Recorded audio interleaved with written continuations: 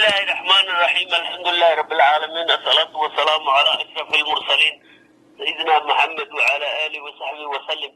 magacayga waxa weeye Dubad Ali Camay waxaan kamid ahay odayaasha county-ga Garis ama gobolka Waqooyi Bari oo dambo waxaan ahay chairman-ka Kenya Livestock Marketing Council guddiga u xilsaaran suuqeynta xoolaha waxaan kaloo ahay vice chairman-ka farmers guddiga sare ee beeraleyda Kenya vice chairman baan ka ahay marka waxaa la iwaqsaday inaan ka hadlo lacagtii daarweys uu gobolkaanaga u sheegay subaxay waxaa lagu maalgelinayay dhalinyarada iyo bilcaanta iyo dadka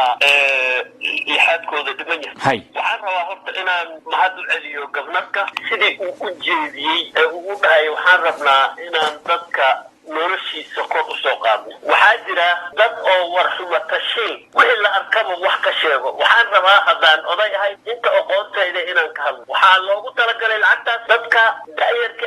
fadhiyo bilcaan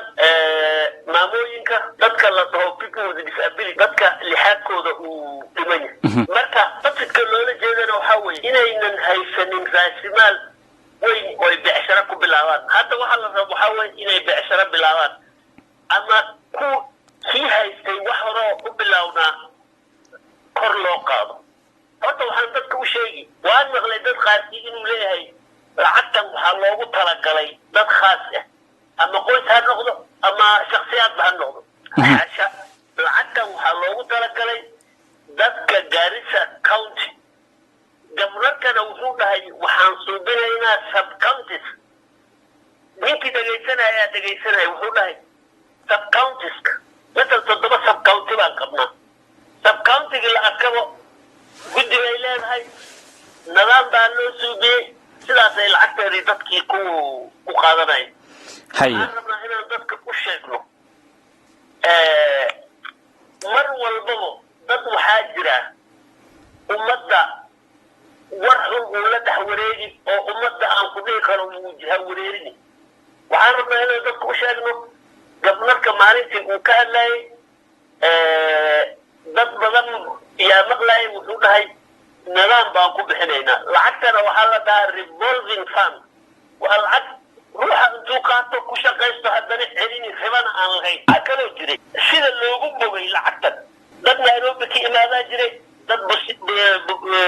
Bugama ka imaadaa jiray dad ka imaaday Laikipia baa jiray dad Narok ka imaadaa jiray oo u imaaday inuu goobjoog u ahaado laajkan asaga nidaamka la dafuray marka waxaan leeyahay waa fursad dadkii hore wadankan dhalinyarada ka ahaa fursad aan soo marin wey annaga nama ayna soo marin haddaan duqaynahay fursadahan oo kaleeto waxbarashadan maanta joogta nama soo marin dhaqaalahan dadka lagu taakulayni nama soo marin jawigan maanta jira ee adduunka uu isu furan yahay ninka intuu salaadii ka soo kaco Garis baa soo raaco 6 saac Nairobi imaamo